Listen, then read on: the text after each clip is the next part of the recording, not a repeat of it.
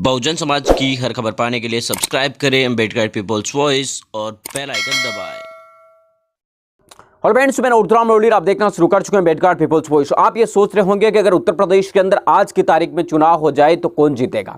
दरअसल आपको मैं बताने की कोशिश करूं तो उत्तर प्रदेश के विधानसभा चुनाव के अंदर सबसे बड़ी पार्टी बनकर जब विधानसभा के पिछले चुनाव हुए थे 2017 के अंदर, तब आपको बता दें कि सबसे बड़ी पार्टी बनकर भारतीय जनता पार्टी योगी आदित्यनाथ के नेतृत्व के अंदर मुख्यमंत्री बनी, सरकार बनी थी और आपको बता दें कि 300 से ज्यादा सीटें जीती थी। वहीं आपको बता दें कि 50 से कुछ सीटें ज्यादा, 50 के करीब सीटें आपको बता दें कि समाजवादी पार्टी ने, तो 20 से भी कम सीटें बहुजन समाज पार्टी जीतकर आई थी। कांग्रेस पार्टी और अन्य राजनीतिक दलों का तो सिर्फ खाता खुल पाया था। इसके अलावा आपको बता दें कि यहां पर कोई भी गठजोड़ नहीं देखने को मिला। दो बड़ी राजनीतिक दल सपा और बसपा, दोनों का एक तरीके से सुपड़ा साफ हो गया कि शायद किसी ने सोचा भी नहीं होगा कि इस तरीके के नतीजे भी आ सकते हैं। उस समय जब उत्तर प्रदेश के नतीजे आए थे 2017 में, तो उस समय मैं वहीं लखनऊ में मौजूद था। उस दिन आपको बता दें कि हमने वहीं पर देखा था कि लोगों की अलग अलग प्रतिक्रिया आ रही थी। किसी का कुछ कहना था, किसी का कुछ भी कहना था, लेकिन आपको बता दें कि उस दिन भारतीय जनता पार्टी की बड़ी जीत हुई थी और उत्तर प्रदेश के अंदर बीजेपी ने सरकार बनाई थी। और यह पहला मौका था जब भारतीय जनता पार्टी, आपको बता दें कि इस तरीके से बम्पर जीत के साथ सरकार में आई थी उत्तर प्रदेश में।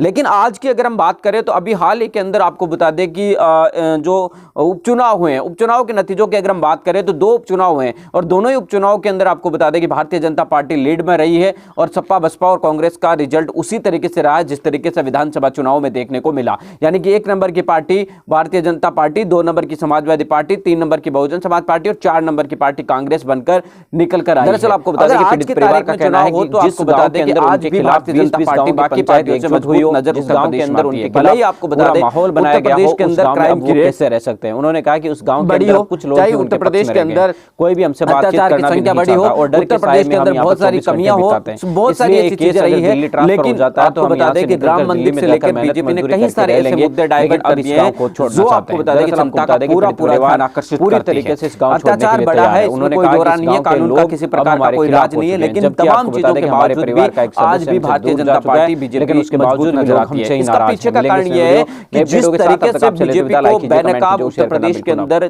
जनता को जो विपक्ष की पार्टियां हैं उनको करना था, उस तरीके से वो कर नहीं पाई है। खास तौर से समाजवादी पार्टी और बहुजन समाज पार्टी दोनों ही पार्टियां विपक्ष में है, लेकिन बीजेपी के खिलाफ उस तरीके से मुखरता से आवाज नहीं उठ पाई जिस तरीके से उठनी चाहिए। हालांकि कांग्रेस ने एक समय कोशिश जरूर की थी, थोड़ी सी 1-2 महीने, लेकिन उसके बाद कांग्रेस इस तरीके से ठंडे बस्ते में चले गई कि अब कांग्रेस का अत्ता पत्ता भी नजर नहीं आता। तो इसलिए उत्तर प्रदेश की सरकार के अंदर आज की तारीख में भारतीय जनता पार्टी फिर से सरकार बनाने का एक तरीके से मैं कह सकता हूं कि मजबूती है। अभी उपचुनाव के नतीजों को अगर हम देखें तो उस तरीके से अगर नतीजे आते हैं तो इसलिए 1 साल अभी बाकी है, 1 साल और कुछ महीने अभी बाकी हैं। तो ऐसे हालात में बहुजन समाज पार्टी और समाजवादी पार्टी किस तरीके से मेहनत करती है, किस तरीके से चुनाव लड़ती है, किस रणनीति के साथ चुनाव लड़ती है, ये काफी ज्यादा महत्वपूर्ण होगा। अगर आपको बता दें कि दोनों की खराब रणनीति रही और दोनों ने खराब तरीके से चुनाव लड़ा तो फिर 2017 का वही चुनाव मैंडेट एक बार फिर से आएगा। मिलेंगे इस नए वीडियो में अपडेटों के साथ, तब तक आपसे लेते विदा। लाइक कीजिए, कमेंट कीजिए और शेयर करना बिल्कुल ना भूलें